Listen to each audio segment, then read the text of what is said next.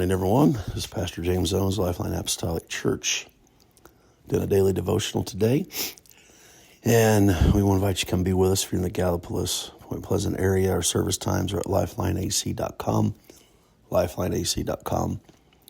And then you can see our addresses on there too, as well as on this devotional. I want to read to you from Jonah chapter 1, verse 1. Through verse 2. Now the word of the Lord came unto Jonah, the son of Amittai, saying, Arise, go to Nineveh, that city, that great city, and cry against it, for their wickedness has come up before me. Then, turn the page. I want to read chapter 3. And the word of the Lord came unto Jonah the second time, saying, Arise and go to Nineveh, that great city, and preach unto it the preaching that I bid thee. Now, it's jumped out at me this morning. The word of the Lord came into him the second time. I want to talk about an unnecessary chapter. An unnecessary chapter. In chapter 1, verse 1 through 2, God tells Nineveh to go do something. He tells Jonah to go to Nineveh. I'll give you the short version here. And Jonah doesn't do it. He refuses to go, and he goes the opposite direction. We know the story. Most of us do anyway, or heard of it, of the whale, Jonah, the whale, a great fish. And he was swallowed up by that fish 3 days, 3 nights in the belly of hell, he said. A storm came, a whale came along. He had to be thrown overboard. That wasn't in the chapter of God. That wasn't in the plan of God. He could have left all this part out of the story. Between that first commission and the second commission, wow, what a story. What a story. The storm comes, the boat is tossed to and fro. Finally, Jonah says, it's me if you throw me over. They didn't want to, but then they realized it was going to sink. They tossed him overboard. Immediately the storms calmed.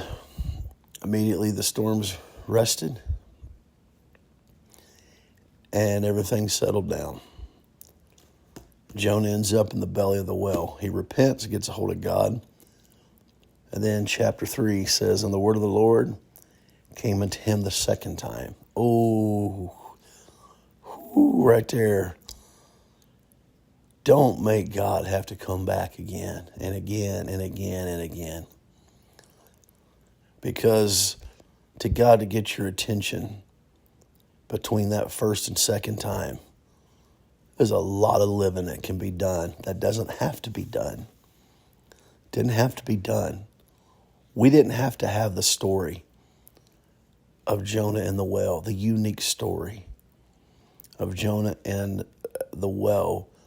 We would have never have known about it if a man had been obedient to God.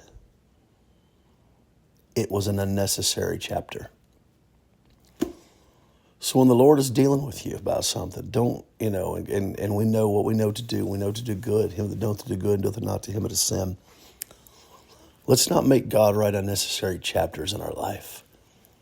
If we just live daily to please him, and walk in his will and do what he asks us to do and keep the commandments.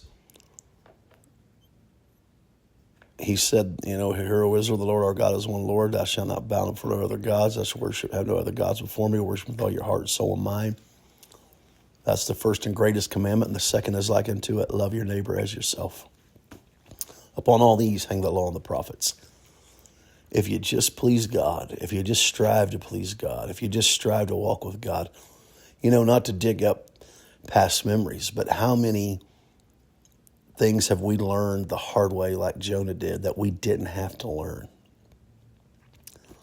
Because we got stubborn and hard-headed with God.